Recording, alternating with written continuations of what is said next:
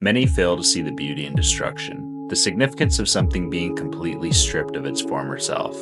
When you look at something burning through the swirling chaos of plasma and embers, do you ever think about what will come next? What change this will amount to? Sure, it won't be pretty for a while, but it'll be something someday, and it'll never be the same again. That truth carries some melancholy, but the positive usually outweighs the negative. Destruction isn't an ending, it's transformation. Watching something be destroyed is watching it go through a metamorphosis. A caterpillar could live a content life on the ground, sure, but deep down, it knows it'll be happier soaring as a butterfly, free from groveling in the soil and underbrush below. But it must do the work. Yet, that work isn't easy. It's excruciating, messy, hard to watch. But it's worth it.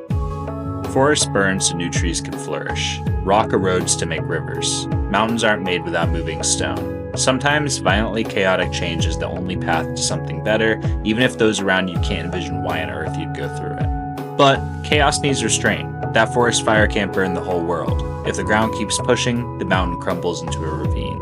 The caterpillar can't stay in its cocoon forever. Destruction without direction is meaningless. There must be a goal at the end, even if it's loosely defined. In the wake of destruction, change is born. Others may see chaos, but it's not their journey, it's yours. You don't need them to understand. As you change, your relationships will shift, some will push, some will pull, and that's okay. People often tell me they're going through the motions or feeling hopelessly complacent. But you have more control than you realize. You can change that. I'm begging you, change it. I want you to be happy. You'll never find happiness if you don't try in the first place, and I mean really, really try. You can be discontent with your job and still find enrichment elsewhere. Do something or make something until you feel something. That feeling of complacency won't fade on its own. Even if it does, it's only temporary unless you find a deeper purpose. I wish everyone could find purpose in their work, but that's just not the way the world works. I wish it was enough, but for most it's not. It doesn't matter if you're a dishwasher or a CEO, both will feel lost at some point in their lives. The difference is, when you have less, it's harder to see a way out.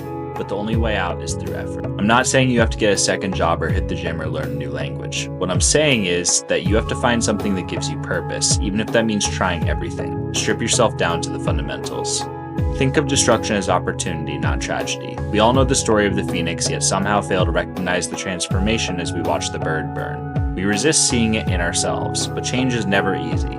Otherwise, everyone would do it. Find your core truths, what defines you as a person, what's immovable, and burn everything else. You don't need it.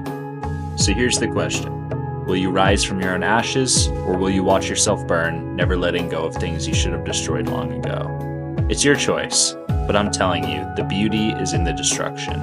You just have to trust that something better is coming and focus on what's next and not what you're leaving behind.